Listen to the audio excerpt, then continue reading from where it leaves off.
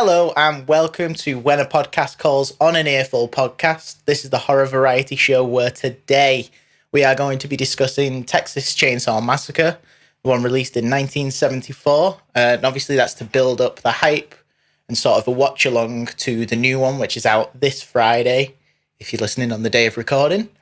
And that's available on Netflix on the 18th of Feb. And I'm pretty hype about it. What about you, Matty? I'm looking forward to it, mate. I did like Texas Chainsaw, you know, when they did that was like the sequel to the original, and they did that in 3D and that. I went watching that in the cinema, and that was pretty cool to see that in 3D at the time. I'm looking forward to seeing what they've done with it. I should explain as well for any listeners or watchers. So the reason, usually a watch along, we would watch every movie up until the film is coming out. Yeah.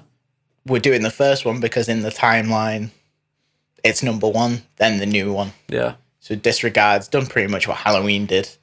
Disregards all those sequels and stuff, which I think's a bit of a shame.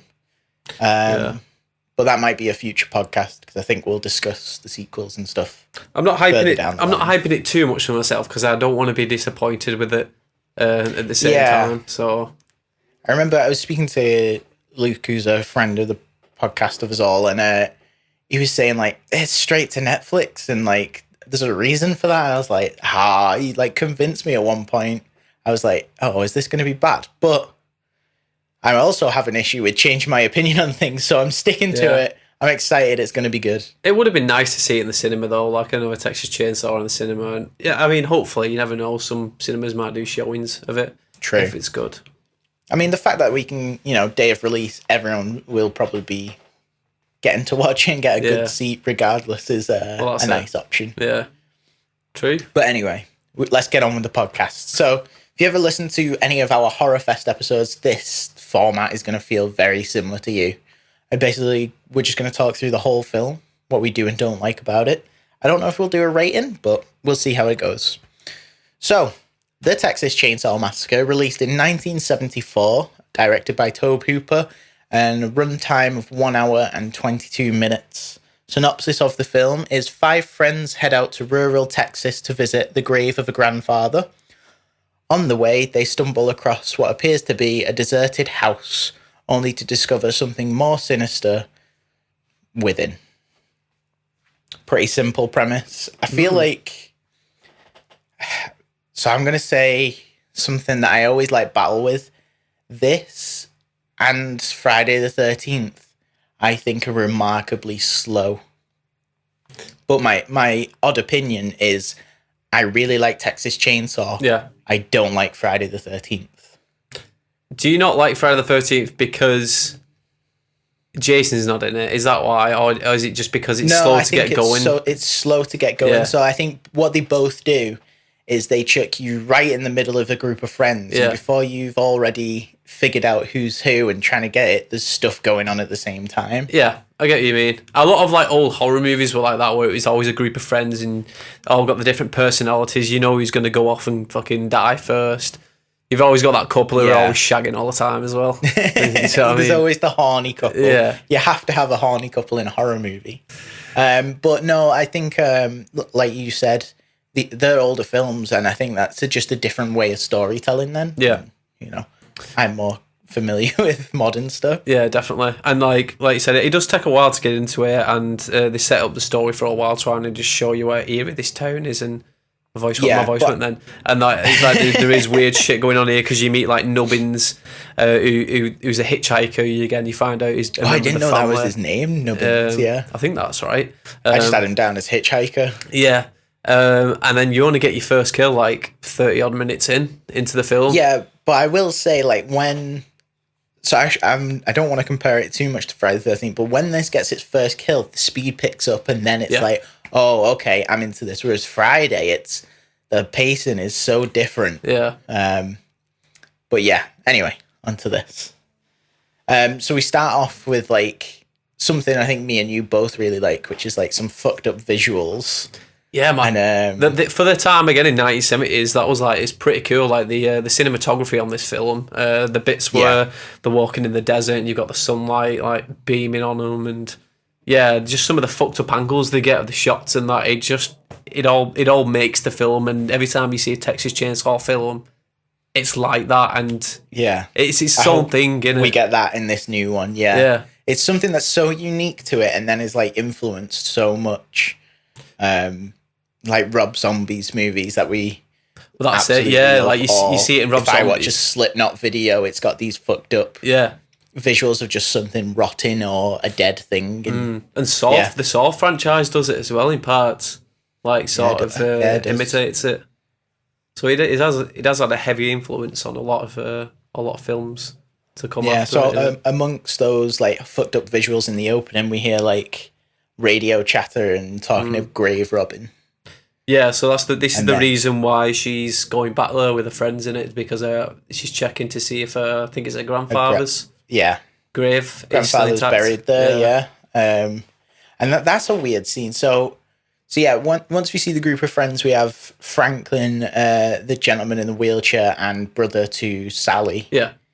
Is just pissing outside in a can. And then that truck drives by, and all of a sudden he just rolls down. I was watching it with Jess the other day, and I was like, regardless of being in a wheelchair, I'd be terrified falling with my cock out into a can. Oh, fuck. That's the real horror. Rolling down a hill you can't control with your cock in a can. Yep. Oh, mate. And that's just like a weird filler scene almost, but it just made me laugh. And then we get to like the weird group of people where half of them are drunk lying on the ground, and she's after the sheriff to find her granddad's grave. Yeah. It turns out to be one of the nasty fellas.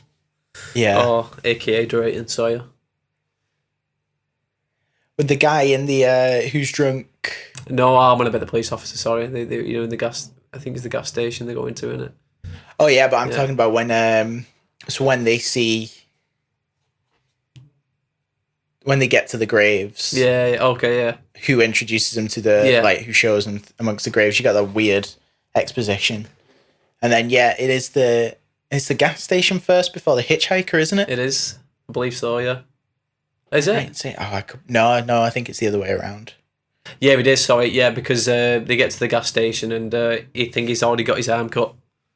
What's his name? Yes, it is Franklin. So they're driving along in a van and pick up the hitchhiker, what did you say his name was? Nubbins, I believe so. I could be wrong. Damn, but, didn't know that. Yeah. And yet... He's a bit psychotic, isn't he? He's a bit fucking weird. Yeah, very fucking weird. Like, the conversation originally, before picking him up, was all about the slaughterhouse, which was local to there. Yeah. Where, like, their uncle worked at. Yeah, and he gets the photos out of the slaughterhouse and starts showing them. That's a warning sign to start with. You'll just be like, okay, this guy's fucked up. Bye-bye. Yeah, if there's ever, like, first of all, don't pick up hitchhikers. But then here's more reason for it. And then he snatches Franklin's knife. Well, and just cuts his own hand with it. Then shows off his own knife he's hiding in his boot.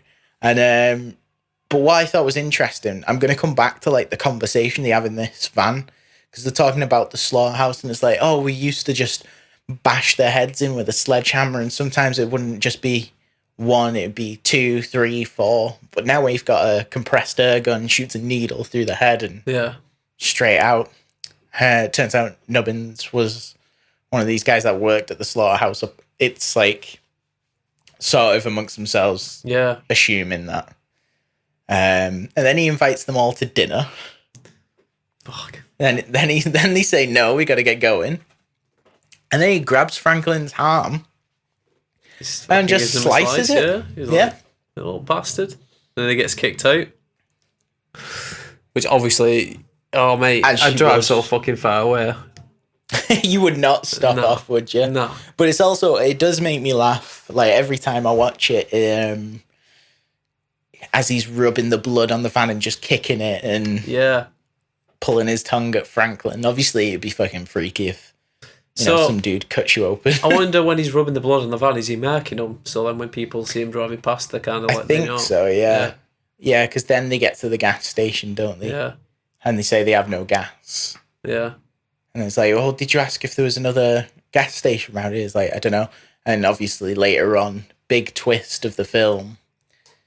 So he must have seen the mark. Yeah. And, so they stop off at this deserted house, which is the grandfather's, I believe, because it's the grandfather's house, at this point, you've got the couples, so you've got Sally and Jerry and Pam and Kirk. Yeah. And they split off, running around. Obviously, you got, Shagfest happening in a deserted house. As you do.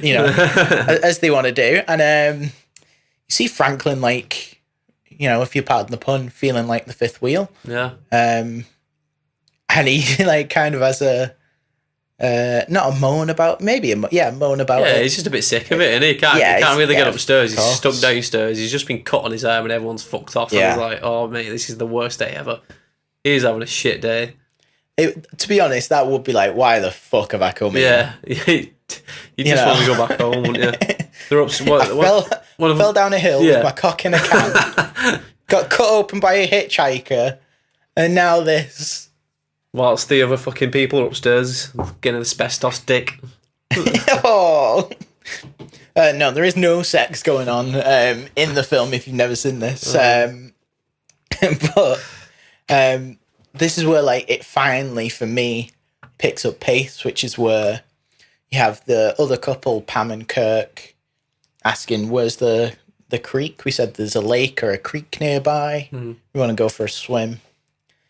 And it's like, it's between these two sheds. You walk down there. Obviously, they asked Franklin because he knew the area growing up, I'm guessing.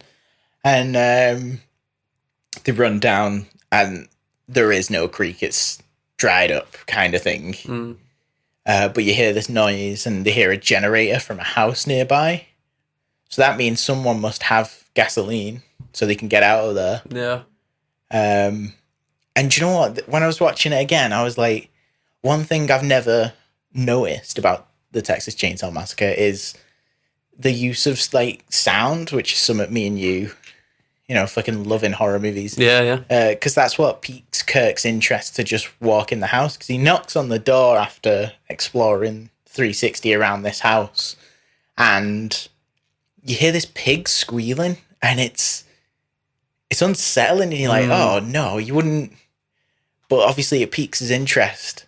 And similar to the conversation of the slaughterhouse, Kirk's inside the house, and Leatherface appears out of nowhere with a hammer, bashes him on the head. Well, he just lets himself in, doesn't he? He just opens the door. Yeah, I'll invite myself. Yeah, because as he knocks at the door just opens, doesn't it? Yeah. So you got animal pelts all up the wall, and heads of loads of animals in the background of this room. Yeah, fucking Leatherface just pops out and just gives him a little bop on the head.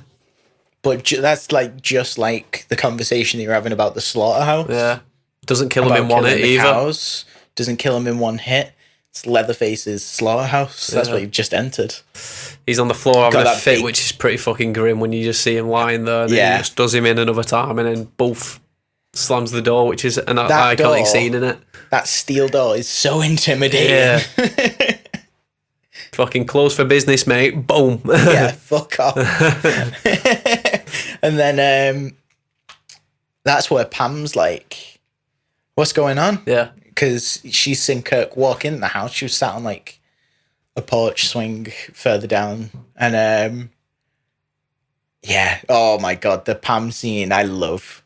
Because she walks in, sees Leatherface, 180s and bolts, and Leatherface runs after her. And just as she gets out the door, everyone will know this scene. Yeah.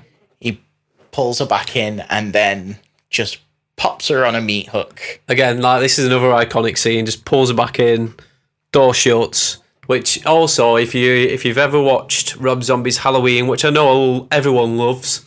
There's a scene on Rob Zombie's Halloween where I think they're sort of paying homage to it, where it's Danielle Harris's character. She's playing Annie. She runs out the door of the house, and Michael Myers comes out, grabs her, and then pulls her back in again and just slams the door. And that's one of the scenes on that. Immediate reference. So it's an immediate reference to it. And then you get the Dead by Daylight hanging on the hooks. You do, yeah. But what I like as well is when we see Pam placed on the meat hook with the bucket underneath to drain the blood, which is even more disgusting. Yeah. Shows like they're being treated like animals. It makes no sound. So for a moment you're like, wait, is she actually hooked through her skin, or is it like on clothing or whatever? And then you just see her like grabbing it, and then you're like, oh no, yeah, you fucked. It's fucking grim, that, isn't it? Imagine that. And as she's on the hook, you see Kirk lying on the butcher block table in front, and Leatherface starting up the chainsaw. Dude, it's fucking grim, innit? Like, again, like thinking back to this film's what, 1974, so thinking of like other films around that time that came out that were maybe that like gory or had that much of a shock factor to it. I don't think there was many. Like, there's none from the top of my head that I can think of. I know obviously like in 1980 and that you got like Cannibal Holocaust, which again took the boundaries a lot more. But I think that like back then this would have been pretty fucking like, wow. Oh, 100%. This is insane. Which around that time you had a lot of films that were sort of pushing the boundaries with horror. Like you had The Exorcist, which is a different form of like film, but this one's more like shock factor in it. Yeah, well, I mean, I should have probably said this at the beginning, but if people don't know, the Texas Leatherface is based off a famous serial killer called Ed Gein, who started off grave robbing and murdering people, and police reports have seen like a belt made of nipples, lampshade of skin. There's all sorts, and he's inspired like many killers amongst horror, and but yeah, if anyone needs to watch it, Bailey Sarian has an amazing like in-depth thing. Not to plug someone else, but it's so good. Nice little rabbit hole to fall down of Ed Gein if you're a fan of serial killers. Anyway. So yeah, we've got Pam and Kirk dying. This is where the pacing is like, you get more of a feel for the film, and you're like, oh fuck, okay, yeah. Yeah. So yeah, you go, like you said, you go into the house, and again, you can tell it's very again inspired with the way 100%. Like you've got the face like lamp on top of the table. You go into the house, and all the furniture's made out of bones, and yeah. It's fucked up, isn't it? Imagine walking in there and seeing that for the first time. You just, I mean, since you just said that, when, Pam runs into the house, it's not immediate that Leatherface finds her, and she falls into this room just full of bones and a chicken in a cage for some reason hung up. And it's almost like a chair made out of bones. It's like someone's sat in it. Oh, it's so fucked up. Yeah. I mean, for like artistic, whatever you call it, like actually being able to make furniture out of it, fair enough. At least they're making use of it. Well, you're proud of the recycling. Yeah. Is that what you're saying? At least they're not chucking them away. They're like, all these bodies sat in these graveyards. Let's recycle. I need a chair. There's bones are going to waste. Bones going to waste. I mean, I'm guessing Ed Gein sort of thought that himself. Yeah, I mean, they're not knocking trees down and making out with that. You know what I mean? They're saving the earth. So I mean, you can always plant more trees, Matty. We've not got to dig up people's relatives. I best take my bone chair back to IKEA then. Yeah, what is that in the background actually? So, after these two disgusting kills, and we've seen Pam meet hooked, the room and that's again where it cut off to like just shots of these like fucked up images of like a horn through someone's skull and shit like that. Then we go back to Sally, Jerry, and Franklin, who've come out of their grandfather's abandoned house and sort of discussing where the fuck are Pam and Kirk. Yeah. There's a lot of sibling bickering between Franklin and Sally. And that's where Jerry just goes like, I'm fucking leaving you both to it. I'll just go look for him. And that's where Jerry stumbles across the house. How does... Oh, I remember how Jerry dies. He goes in there, he goes into the room, and then he finds... He finds the butcher room, and Pam's lying in a chest freezer. Yeah. She was trying to make noise to get out, and that's what he heard, and that's what lured him in. And then Leatherface again pops out of nowhere. Some good like jump scares that, you know, I think are necessary and suitable jump scares, not like, here's a loud noise. Yeah. Yeah, then he gets fucked up. How does he die now? I think it is the chainsaw. Just gets chainsawed. I don't know. I could be wrong on that one. I should have rewatched it before this.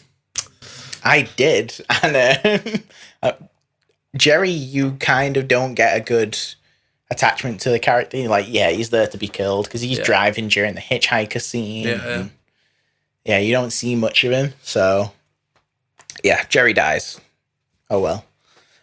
Poor Jerry. But then you've got Sally and Franklin, who've clearly waited a couple of hours, it seems, because everything's gone dark now. Yeah. Stood by the van, honking the horn, thinking, where the fuck are they? Yep.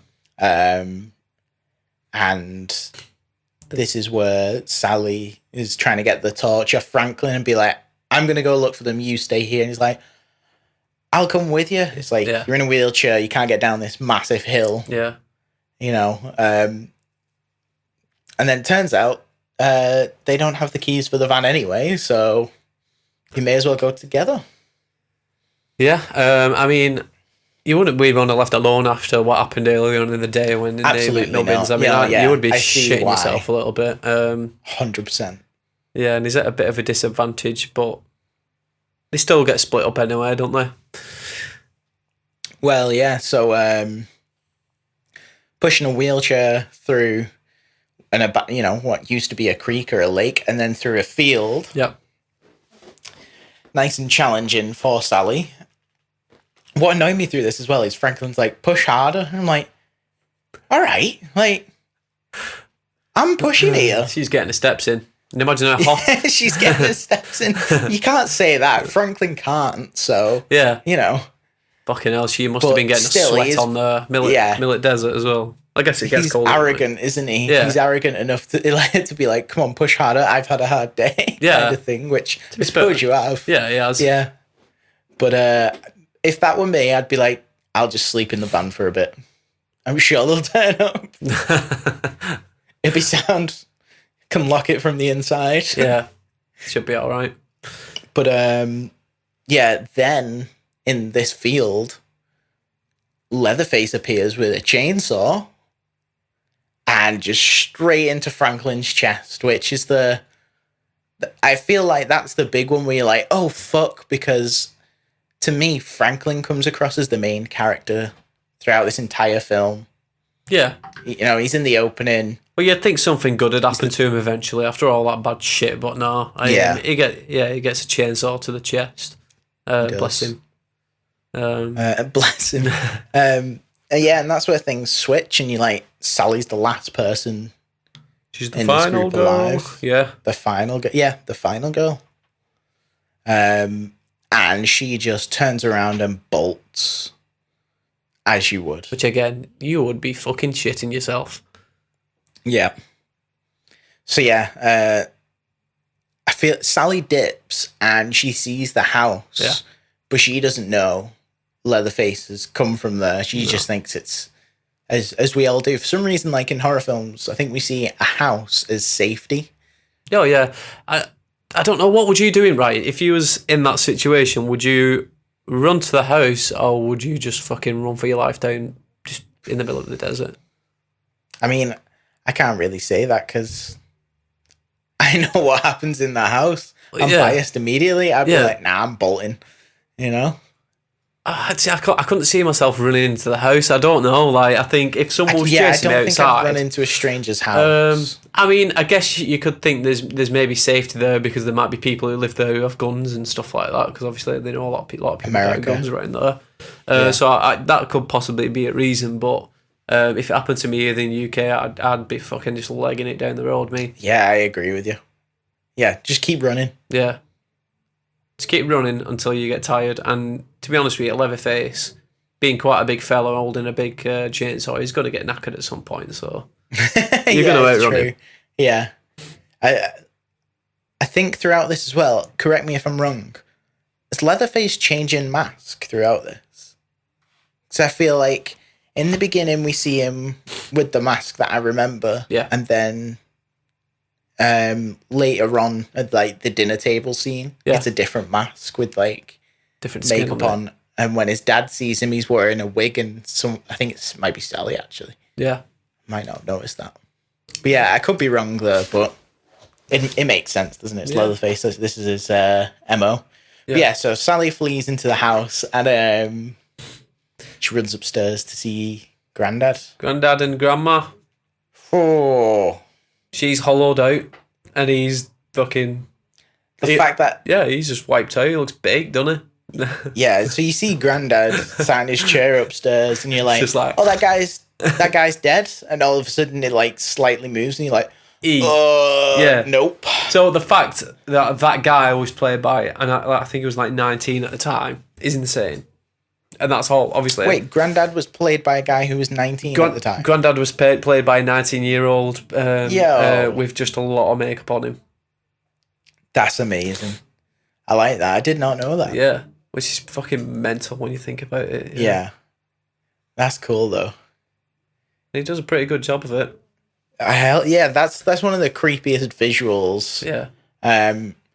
Sally realizes this isn't the house to fucking stay in and jumps out of a window. Well, she runs back downstairs, doesn't she, first, thinking, right, I better get out of this fucking house because this is weird. Then obviously Leatherface shows up. She turns back around up the stairs and just takes a swan dive out of a window. And which, good on you. I mean, fair enough. Yeah, I mean, I would. I mean, needs must. Well, that's it. You're either going to run into a room, and it's one of those moments where he's right fucking behind you, and mate, I hate that sort of stuff where they're right behind the feet and stuff on the stairs, and they could just fucking grab it. Chasing someone up the stairs is like an inherent thing. I do it like all the time. Yeah. Like if you're I'll run up the stairs a bit faster. Yeah. I think everyone does. Oh, mate, it's not nice. Or a guy chasing you with a chainsaw up the stairs. I'm not fucking surprised she took a swan dive. You couldn't do that nowadays with double glazed windows, so you'd be fucked. But these abandoned Texas houses, they're okay. Straight through Norbury. But then she lands pretty well as well. It's like an advert for like not auto glass repair, but some shit like that. Or like double glazing company. Oh, it will kill you. You won't escape with us. Yeah. No one's getting in and no one's getting out. She is fucked up after that swan dive, and as you would be. Yeah.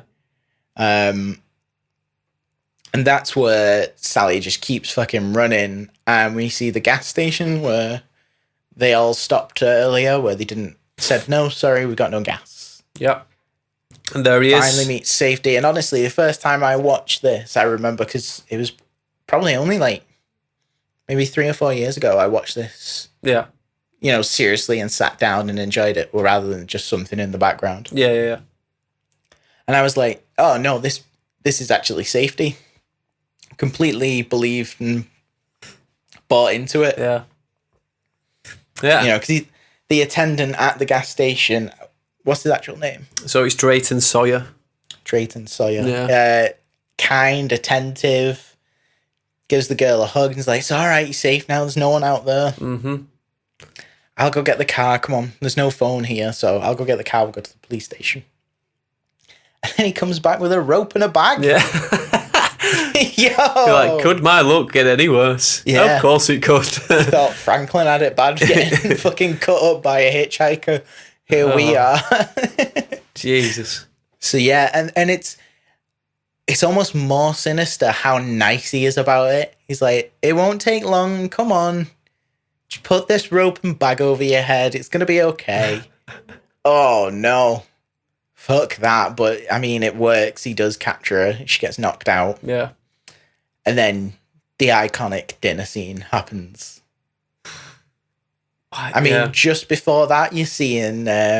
we get reintroduced to Nubbins? Hitchhiker? Nubbins, yeah. Realising he's in on it all along, and this is his house that was just up the road. That's another big reveal. His dad's hitting him with a fucking brush, like, get the girl and stuff. Yeah. And also, and at this point, you see in Leatherface also getting hit by him as well. And then See, at this point, obviously, you think of Leatherface as the bad guy, but then you also see him like getting fucking twatted by this brush here, and you realise he's under control by it is his dad, isn't it? I assume so. It has to be, right? They're a fucked up family, though, so it could be. Yeah, they're a Sawyer family, so yeah. Fuck knows, but either way, he's getting abused, so he's just like he's got the mentality of like a little kid, hasn't he, really? And he's just been ordered around to do all this sort of stuff. Yeah, I mean, so the reason is that his dad's hitting him is like, you killed these people, you better not let any of them get away, you know? Yeah. And that's why he's asking. He's like, where are they? And you see Leatherface pointing at the chest freezer. Yeah. It's like, none of them got away. And then it's like, go get Granddad for dinner. Yeah. And it's like the eyes of Sally. You see her wake up, and then that table scene. Again, man. that shot of Sally's eyes as well, man. That up close shot, and she's like looking around like this, and you see the fucking veins in her eye. Yeah. Yeah. Kind of reminds me of like the shots in Suspiria, which obviously eyeballs and Italian horror go hand in hand.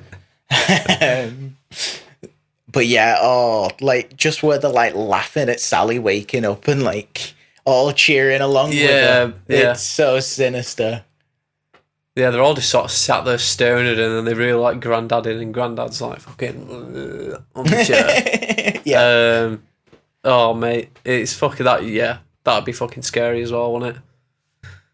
And this is where like you've got the lampshade made of someone's face. Yeah. Oh yeah. Because they sort of focus in on it for a little minute just to sort of show you. Yeah. Yeah, and then it gets on to they're gonna kill her, and they're handing over the pleasure to Grandad to do it. Yeah, who should kill her but Grandad? Yeah. And it makes me laugh because Drayton Sawyer earlier says, "Now this'll just be quick, don't worry." And you get fucking Grandad killing her. I know. Who's barely moving. When he does throw a hammer, he's dropping it in a bucket and you can't really hit her. And because of all this fumbling, Sally manages to 0121 do one. Yeah, nice one, Grandad. And, yeah, cheers, Grandad. You let her get away. Hope that chair's electric because you got to go chase her now. And then she takes another swan dive out her window. Another one? Yeah, I fucking love the commitment to it though. Like, fair play. She don't give a shit. She's out of there.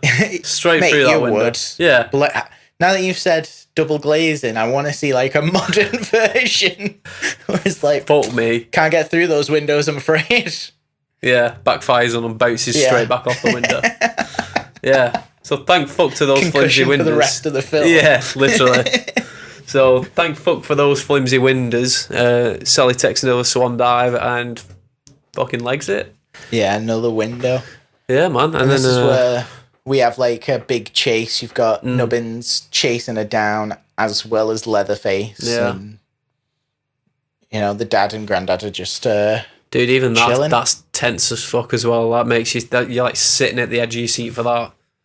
It's also like the continuous like sound of a chainsaw as well. Yeah, in the background, yeah. And Nubbins catches up to Sally in the middle of this road, grabbing her.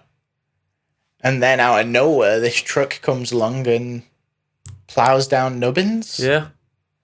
What is it with American truckers just fucking like... Just not stopping. Not aware of the surroundings, they just go. Pet cemetery, this. If someone's in the way, they get them run over. They're not stopping for anyone. They've got a schedule to keep. These good delivery drivers. There's a new horror film. It's just an Amazon delivery driver trying to keep his schedule. Yeah. Running a load of people over. Yeah. Fucking hell. But yeah, I thought this was weird. As like, obviously the truck driver stops, as you would if you've ran someone over. Yeah. And then realizes Sally's in trouble because Leatherface is catching up. She gets in the truck and they sort of climb out the other side to avoid him. Yeah, yeah. As he's slashing up the fucking truck. Yeah. And they run round. And does the truck driver die? I cannot remember. Pretty sure he gets... I feel he does. Yeah. But as this is happening, a pickup comes along. Sally just manages to get into it. Oh, mate, I would be going like fucking Roadrunner. Like, I having feel no one like stopping me. If Leatherface hadn't have had to run after her and probably was like fatigued after it, he could have easily just flung that chainsaw into her. Yeah, probably. At that end scene. Probably. You bet he's knackered though, when he after a bit. He's been doing a bit of running. Yeah. Doesn't look like the healthiest guy in my mind anyway. No. I mean, the guy's eating fucking people for a living. True. Yeah. That got that good chili on the go. But yeah, you got that iconic scene not only of Leatherface revving his chainsaw with the sunset behind it, but also Sally covered in blood, laughing and crying in the back of a pickup. What an ending to a film that is, man! Like, look, it's iconic. You can't really. It's that iconic shot where he's just fucking flinging it around with one hand, like going fucking crazy, like said in like the sort of it's the sunrise in it coming back up again, and it's sunrise. Yeah, isn't it?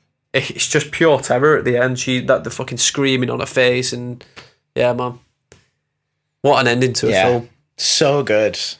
It's so good. And it's not that long of a film, an hour 22. So, like, for me saying earlier, it's slow. It's only slow at the very beginning, and then once it establishes what it needs to establish, it kicks off and gets good. Yeah. So yeah, and that's the full film. Yeah, we've just summed up. So I know we mentioned a bit on like the sound, but we didn't bring up the iconic sound in it. The sort of like switching something on in it, like the ding. You know what you're saying? I'm on about. I don't remember. Yeah, no. It's the iconic Texas Chainsaw sound. It's the It's that. Oh yes, I did. Yeah, very like mechanical cold noise. Yeah. Again, that sticks through the franchise, man, and that's just got a really unnerving sound. It's also the fucked up sounds of what sounds like Leatherface laughing, and having fun with it. Yeah, it's all sinister and So, a couple of questions now, and then we're gonna rate it, I suppose, out of 5, like we do with Horror Fest. Sorry to drop this on you. I know my rating, but when was the first time you watched this? I can't remember, honestly. No, because it would have been a very long time ago. I say a very long time ago. I'm only fucking 27. It probably would have been like 10 years or so ago. Yeah, I think I've already said mine was like 3 or 4 years ago. Yeah.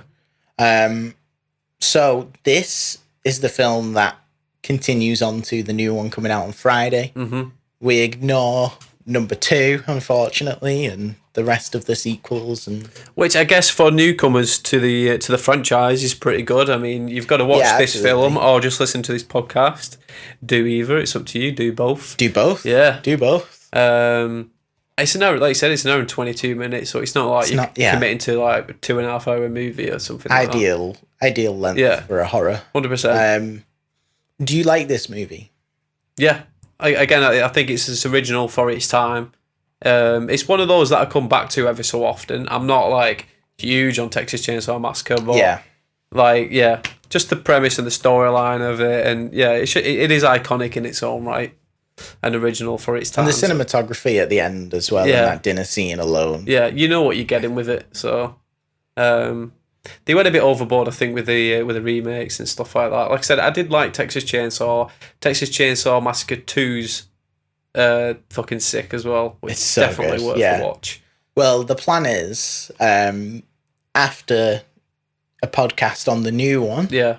I think to continue the hype, I might do 2, 3, and the rest, and work our way through the whole franchise talking about it. I think, like, even in number 2, you see a lot of more character development with all of the characters, but especially Leatherface as well. And it gets a lot more fun as well, but sinister at the same time. Yeah, but then you do start in the second one. You do start to sort of feel, in a way, sorry for Leatherface because what he's going through as well. It's not his fault as such that he is like he is. It's just the way he's been brought up with it. But so it is worth it. It is worth it if you want to see that sort of character development and watch a fucking fun movie on Texas Chainsaw It's Massacre 2. Bill Moseley in it is so good in number 2. Yeah. Obviously, we're biased when we're going to do our podcast on it. But yeah, this being number 1, this is what goes on the Netflix release of the Texas Chainsaw Massacre coming out. Yeah. On the 18th of Feb. Matty, what are you rating the original, the Texas Chainsaw Massacre? Out of 5. Out of 5. I'll allow 0.5s as well. I'll give it 4. 4. Nice. Mine's 4.5. Nice. Because like I've watched it enough now to be like, oh, then the scene and the meat hook kill. Yeah. It's some of my favourite parts and it's so sick. But yeah, that dinner scene is, oh, I love it. Even from like what they're wearing and how, you know, like Leatherface's fucking suit as well as his like apron he was wearing earlier, it just gets creepier. And that's how, I mean, at least he put a suit on for dinner. Yeah, like, he dressed up for dinner. There's nothing wrong with that. No. Dressed up for the occasion. Yeah. You best be wearing something sharp in this new one. Pressure's on now. But that concludes it. We've smashed out the full explanation of Texas Chainsaw there. Yeah. Thank you for joining me on this, Matty. Yeah, no worries, mate. You know me. Yeah. Going to be doing it again for a new one. Yeah, 100%. I've just not told you yet. Have Netflix got the Texas Chainsaw Massacre original one on there now? I assume they would have with the new one coming out. You think they would have tried to get the rights to it? I mean, they've definitely missed a trick. I don't think they have at all. Have they not? Yeah. I'm going to do a quick search now. I mean, we'll find out. They have missed out on that, really, unless they just couldn't get it. Couldn't get the licensing. Just the new one. Just the new one. Just the new one. Yeah, missed the trick there, Netflix. Definitely considering it's like their film as well. Like you'd think they would have got the rights to the original to to let people at least the original, you know. Yeah. To watch it with the continuity, but yeah. Well, if you've got Texas Chainsaw Massacre, go watch it. If not, it might be on Amazon Prime or something, and then Let us know what you thought of this, and let us know what you think of the film. I will give a shout out to someone who commented on our last Texas Chainsaw trailer review, which is what we did when it got first announced, and we had a comment on it, and it basically someone just saying I'm not excited about it. It was like, I don't want to see a 70-year-old Leatherface running around. And then some fucking, like, Sally being, like, Jamie Lee Curtis bullshit. And I was like, do you know what? Fair enough. Because that is exactly what they're doing. Well, yeah, it is basically, like, sort of like a copycat of that in it. And they've gone for, like, a similar, like, sort of structure to it. So, yeah. I mean, Michael Myers is, like, 70-odd years old. And he's, like, still beasting it. Yeah. Shot and all that. So, I know Leatherface is a lot more human. So, yeah, it is going to be...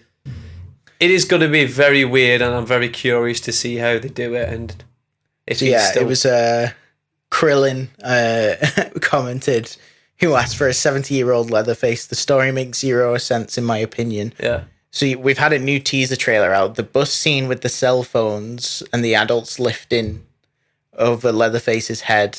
I refuse to support this dumbness.